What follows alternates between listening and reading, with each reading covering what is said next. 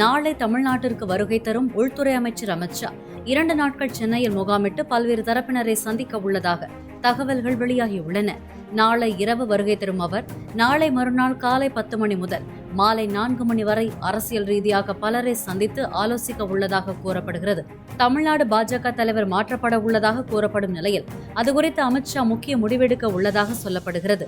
அதேபோல் சட்டப்பேரவை தேர்தல் கூட்டணி தொடர்பாகவும் கலந்து ஆலோசிக்கப்பட உள்ளதாக தகவல் வெளியாகியுள்ளது. அமித் ஷாவை மூத்த பத்திரிகையாளர் ஆடிட்டர் குருமூர்த்தி சந்திக்க உள்ளதாக கூறப்படுகிறது.